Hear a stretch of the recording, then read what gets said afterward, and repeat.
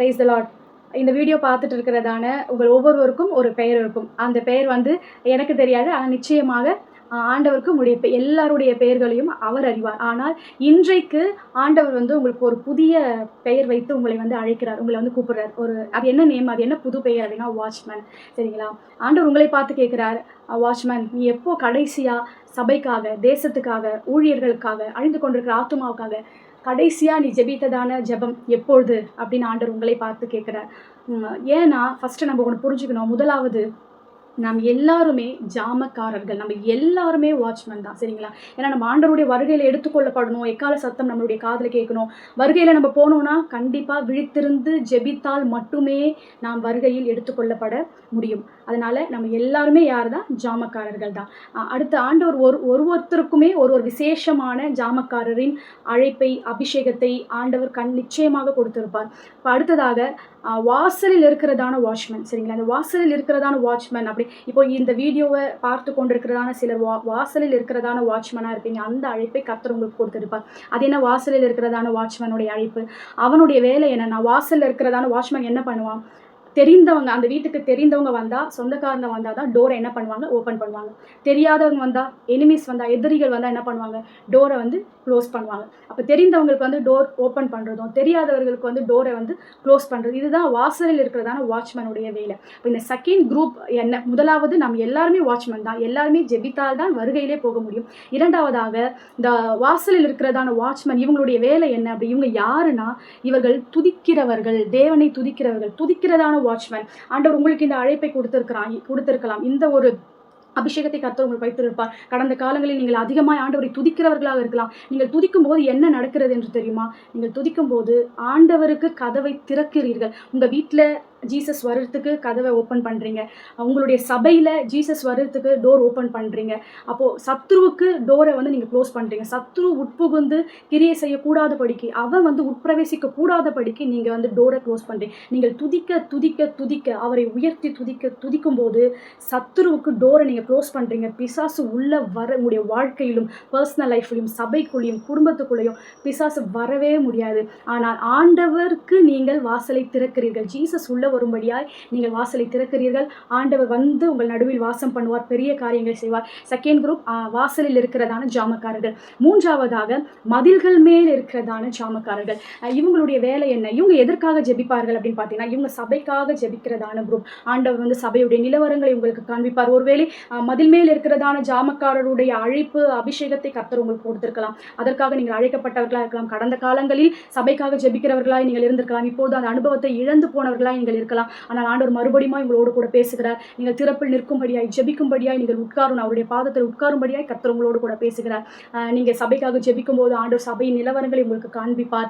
ஊழியர்கள், விசுவாசிகள், வாலிபர்கள், அவங்களெல்லாம் ஆண்டவர் உங்களுக்கு காட்டுவார். பர்டிகுலராக ஒரு பர்சன் ஆண்டவர் காட்டுவார். ஜெபிக்கும்படியாய் ஆண்டவர் உங்களுக்கு காண்பிப்பார். நீங்கள் நிச்சயமாய் சபைக்காக ஜெபிக்க வேண்டும்.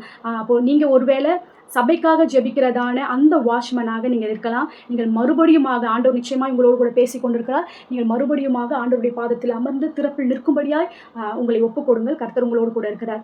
ஃபோர்த் ஒன் என்னன்னு பார்த்தீங்கன்னா, மலைகள் மேல் இருக்கிறதான ஜாமக்காரர்கள். இவங்களுடைய வேலை என்ன? இவங்க எதற்காக ப்ரேயர் பண்ணுறோம்னு பார்த்தீங்கன்னா, தேசத்திற்காக ஜெபிக்கிறார்கள். சரிங்களா? ஆண்டவர் உங்களுக்கு அந்த அழைப்பை கொடுத்திருக்கலாம், அந்த அபிஷேகத்தை ஆண்டவர் கொடுத்திருக்கலாம். நீங்கள் ஒரு காலத்தில் தேசத்துக்காக ஜெபிக்கிறவர்களாக இருந்திருக்கலாம். இப்போது அந்த அனுபவங்களை இழந்து போனவர்களாக இருக்கலாம். ஆண்டவர் மறுபடியும் உங்களோடு கூட பேசுகிறார். உங்களை ஆண்டவர் வாட்ச்மேன் அப்படின்னு சொல்லிட்டு அழைக்கிறார், உங்களை கூப்பிடுகிறார். திரும்பவும் நீங்கள் ஆண்டவர் பாதத்துக்கு உட்காருங்கள். என்ன நடக்கும் அப்படி உட்காரும் போது? ஆண்டவர் திரும்ப உங்களோடு கூட பேசுவார். ஒரு இடத்தை காண்பிப்பார், ஒரு ஸ்டேட்டை காண்பிப்பார், ஒரு கண்ட்ரியை உங்களுக்கு காண்பித்து அதுக்காக ஜெபிக்கும்படியாக ஆண்டவர் உங்களுக்கு சொல்லுவார். வரப்போகிறதான ஆபத்தை முன்பதாக உங்களுக்கு காண்பித்து உங்களுக்கு ஜெபிக்கும்படியாக சொல்லுவார். எனவே தேசத்துக்காக, அழிந்து கொண்டிருக்கிற ஆத்துமாக்களுக்காக, ரட்சிப்புக்காக நீங்கள் அமர்ந்து அவருடைய பாதத்தில் உட்கார்ந்து நீங்கள் ஜெபியுங்கள். அடுத்ததாக, கடைசியாக, தெருக்களில் இருக்கிறதான ஜாமக்காரர்கள். இந்த ஜாமக்காரர்கள் யார்? இவர்களுடைய வேலை என்ன அப்படின்னு பார்த்தீங்கன்னா, நேசரை தொலைத்ததான மணவாட்டியை அடிப்பது. அது என்ன நேசரை தொலைத்த மணவாட்டி? அடிப்பதுன்னா ஃபிசிக்கலாக நம்ம வந்து நம்ம உடம்பை போட்டு அடிக்கிறது அப்படி கிடையாது. நேசரை துளைத்த ஆண்டவர் யாருன்னு தெரியும். அவருடைய அன்பை அனுபவித்து ருசித்து ஆண்டவரோடு இருந்து இப்போ ஆண்டவரை விட்டு விலகி போய் ஆண்டவரை துளைத்ததான அந்த மணவாட்டி என்ன பண்ணுவாங்க இவங்க அப்படின்னா, திரும்பவுமாய் அவளை கொண்டு போய் நேசரோடு ஒன்றாக சேர்ப்பார்கள். நேசரை மறுபடியுமாய் கண்டுபிடிக்க உதவி செய்வார்கள். இதுதான் இவங்களுடைய வேலை. இவங்க வந்து மோஸ்ட்லி இந்த அழைப்பு யாருடையதுன்னா, ஊழிய ஊழியக்காரருடைய வேலை இது. நேசரை துளைத்ததான மணவாட்டியை மறுபடியுமாய் நேசரோடு கொண்டு போய் சேர்ப்பது தான் இவர்களுடைய வேலை. ஒருவேளை இந்த அழைப்பை ஆண்டவர் உங்களுக்கும் கூட கொடுத்திருக்கிறார். ஊழியர்களுக்கு மட்டும் கிடையாது, உங்களுக்கும் கர்த்தர் கொடுத்திருக்கலாம். ஆண்டவருடைய அன்பை தொலைத்ததான வாலிபர்களை, பிள்ளைகளை, இல்லை பெரியவங்களா இருந்தா கூட அவங்கள நீங்க ஜெபித்து அவங்க கிட்ட நீங்க பேசி திரும்பவுமாய் நீங்கள் அவர்களை ஆண்டவரோடு கொண்டு போய் ஆண்டவருடைய அன்புல நீங்க கொண்டு போய் அவர்களை சேர்க்கக்கூடியதான ஊழியத்தை நீங்கள் செய்து கொண்டிருக்கலாம். அந்த ஒரு ஜெப ஆவி உங்களுக்குள் இருக்கலாம். அந்த அபிஷேகத்தை ஆண்டவர் உங்களுக்கு கொடுத்திருக்கலாம். அதை நீங்கள் இழந்தவர்களா இருந்தால் ஆண்டவர் உங்களோடு கூட பேசுகிறார்.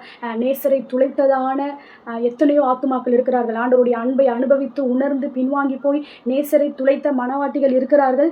எனவே நீங்கள் உங்களுடைய அழைப்பை, உங்களுடைய அபிஷேகத்தை உணர்ந்தவர்களாய், நீங்கள் எந்த விதமான வாட்ச்மனா இருக்கிறீங்கன்னு உணர்ந்தவர்களாய் ஆண்டவருடைய பாதத்தில் உட்காருங்கள். ஆண்டவர் உங்களோடு கூட நிச்சயமாக பேசியிருக்கிறார். ஒருவேளை சிலருக்கு இந்த 5 விதமான அழைப்பும் அபிஷேகமும் இருக்கலாம். நீங்கள் இந்த 5 விதமான வாட்ச்மனா இருக்கும்படியாக கர்த்தர் ஒருவேளை உங்களை அழைத்திருப்பார், அபிஷேகித்திருப்பார். ஆனால் நீங்கள் இதெல்லாம், இந்த வரங்களை, ஜெப ஆவியை நீங்கள் இழந்து போயிருந்தால் மறுபடியுமாய் நீங்கள் புதுப்பித்துக் கொள்ளுங்கள்.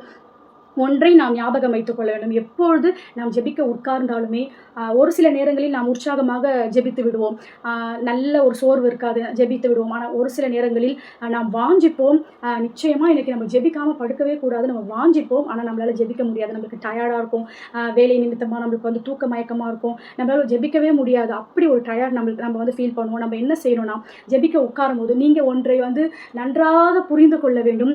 நாம் வந்து சும்மா இப்படி உட்கார்ந்துருக்குறோம், அவ்வளோதான் நம்முடைய வேலை. நம்ம உட்காரும் போதே இதை சொல்லிடணும், ஆவியானவரே நான் சும்மா இப்படி உட்கார்ந்துருக்கிறேன். ஏன்னா ஆண்டவருக்கும் பிசாசுக்கும் கிரியை செய்வதற்கு ஒரு சரீரம் தேவை, அப்படி தானே? இப்போ ஆண்டவர் நம்ம மூலமாக இருந்து கிரியை செய்யணும், அவர் ஜெபிக்கணும் அப்படின்னா நம்மளை ஒப்பு கொடுக்கணும். ஆவியானவரே எனக்கு ரொம்ப டயர்டாக இருக்குப்பா, நான் களைப்பாக இருக்கிறேன், ஜெபிக்கணும்னு வாஞ்சிக்கிறேன், ஆனால் என்னை ஜெபிக்கக்கூடிய பலன் இல்லை, நான் என்னை ஒப்பு கொடுக்குறேன், நான் என்னை ஒப்பு கொடுத்து நான் இப்படி உட்கார்றேன்ப்பா அப்படின்னு சொல்லிட்டு நீங்கள் வந்து நான் சும்மா உட்கார்ந்துருக்கிறேன், அவ்வளோதான் நான் என்னுடைய சைட்லேருந்து நான் பண்ணுறது அப்படின்னு சொல்லிட்டு நம்ம வந்து இப்படி உட்காந்துடணும். நம்ம இப்படி உட்காந்துட்டா போதும், ஆவியானவர் வாக்கு கடங்காத பெருமூச்சுகளோடு நமக்குள்ள இருந்து அவர் வேண்டுதல் செய்வார்.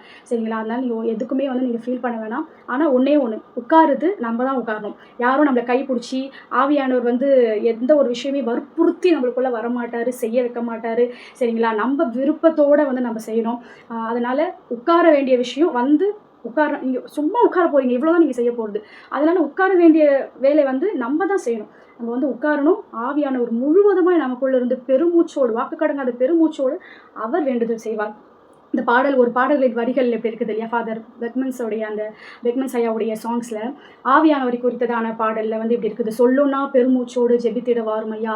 பலன் இல்லாத நேரங்களில் என்ன பண்ணுறாரு? அவர் நம்மளுக்கு பலனை கொடுக்குறாரு, நம்மளுக்கு ஸ்ட்ரென்த்தை கொடுக்குறதான துணையாளராக ஆவியானவர் இருக்கிறார். அவர் என்ன பண்ணுறாராம்? சொல்லுன்னா பெருமூச்சோடு ஜெபிக்கும்படியாய் நமக்குள்ள அவர் வராராம். அப்புறம் ஜெபிக்க வைக்கிற ஜெப வீரன் ஆவியானவர், அப்படிதானே?